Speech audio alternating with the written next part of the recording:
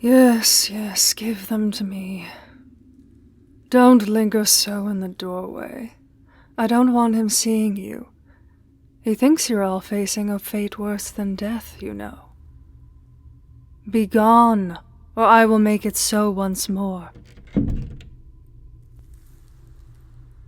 How tiresome. Your wounds are healing so infuriatingly slowly.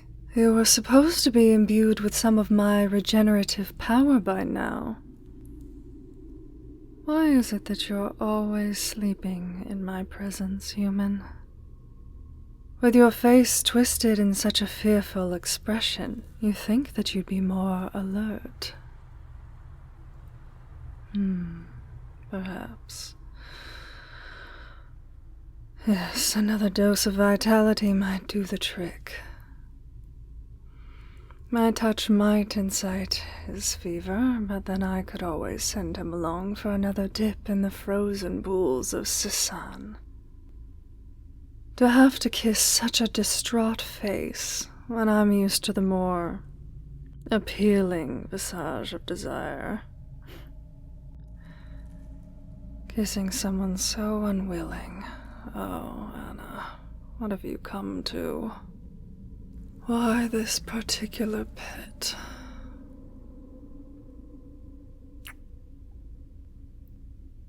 What's this? Perhaps I spoke too soon. Straining to reconnect to my lips even in his sleep. Interesting. Perhaps the soul bond is finally taking hold of his heart. At last. His healing is progressing. Knowing that, I linger too long. I will leave this cold rag upon his forehead and return to my duties for the day.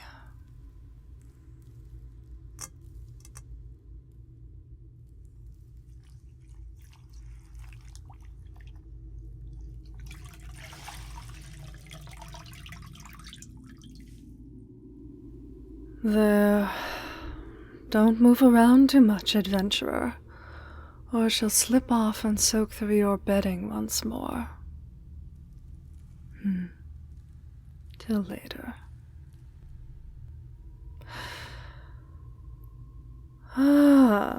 So you have returned to the land of the living, moderately speaking. You dare to grab your mistress's wrist so forcefully. Did you not wish to be parted from me? How pathetic. Release me at once. Release your hold on me, human, before I break every last finger. Besides, you mustn't do such things. Such sustained physical contact with someone of my power level while you're still in this state could invariably kill you. Nice to see you still retain at least a shred of self-preservation. Such manners. Do not call me Demon Queen. That is a generic title, not my name. You will refer to me as Mistress, or Your Majesty. However much you may despise me, human, you will show me proper respect. I hold your fate in my hands, after all. You have been asleep for nearly a week now. The binding ceremony seems to have devastated your body more than we had anticipated. But in all fairness, your stubborn fight against my subjugation meant we had to push you far past your limits. It was almost admirable how much you resisted my magic, but your soul ended up bound all the same. You are nothing more than my slave now. While you might be unique, you are hardly some holy miracle, even if your people once called you so. Oh. Do you think you can glare away your problems? I am no stranger to looks of disdain from both my own race and yours. You'll have to try harder than that. And since you've been little more than an unmoving log this past week, I'd relish some more amusing behavior. You haven't the strength to fight me now, however. You were so worn out, we weren't even able to consummate the ritual as I'd hoped. And while I have had access to your unconscious body all this time, I wouldn't dare take you in such a way and deny myself the sight of the immense pleasure that will be present in your eyes. Every noise you make, every conflicted gasp will belong to me, and I will gorge myself on corrupting your flesh with sensuality, but only when you're at full strength. We demons are known for our stamina, you know. I won't bed such a lacking companion. Lie back and hold out your arm. I'm only going to tend to some of your wounds. Or would you rather I summon Olgak to do such a task? Though with those claws of his, he might provide you with as many fresh cuts as bandaged ones. Listen, if I allow another demon to care for you, they may as well eat you as heal you. You do have such an appetizing, sweet aroma. It'd be hard for them to resist, even under my orders. I promise this is in your best interest. Not that you can trust me to have such things in mind. You are just a toy that may fall out of my favor at any time. But for now, I suggest you take advantage of my mercy. So you can be compliant in the face of threats. Hold quite still. I do have claws of my own, even if you won't see them in this form. I shan't make ribbons of your skin, unless I have to.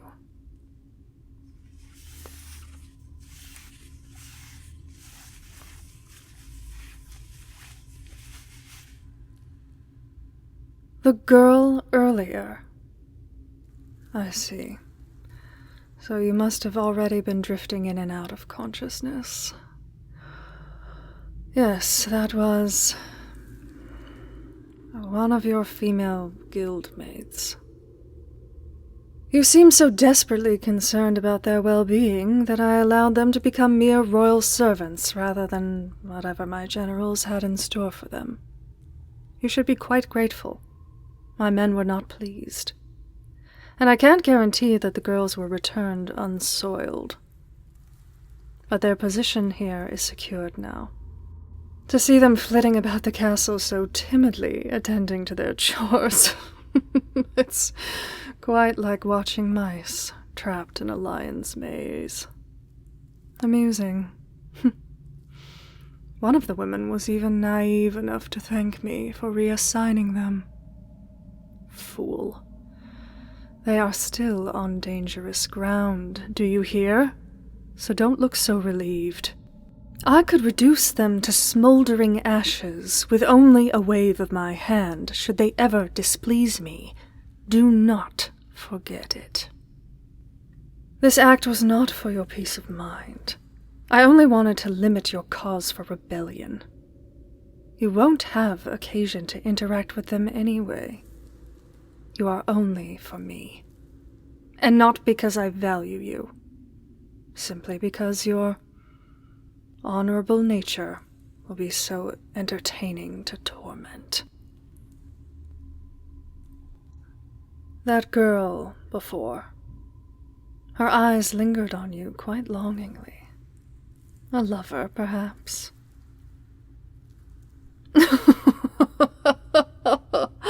Oh, your party's priestess of holy light. That's an entirely celibate profession, is it not? What a waste of such a pleasing little body. But I am glad to know that you haven't felt a true woman's touch in some time. You must be quite sensitive by now. Tell me, when your queen touches you like this, oh, you cannot conceal how you quiver, human. Do not even try. I want to see you bear forth all your desires. I command it, in fact. But that is for another time, as I've said. My, you still speak so freely. I will answer your question. I became the Queen of the Demons some 1,000 years ago through a show of superior strength. The most powerful of the demons is always destined to rule, and the ruler can be challenged at any time by one who believes themselves worthy. However, no member of my family, the royal family, has ever had their crown taken away in defeat, so few dare to even try disrupting our line of succession. Oh, I wasn't the one originally intended to inherit the throne. Once my father, the Demon King Corbotan, grew less powerful, my brother took his place as the head of our race. Where is he now? I killed him. Yes, he had brute strength, but he was weak-minded, an inefficient and selfish ruler. For the sake of usurping him, I completed a quest in secret that had never yet been accomplished.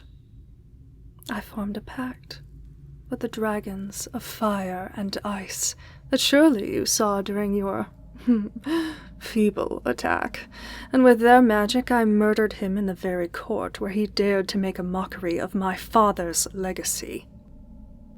Under my rule, the demon realm has flourished.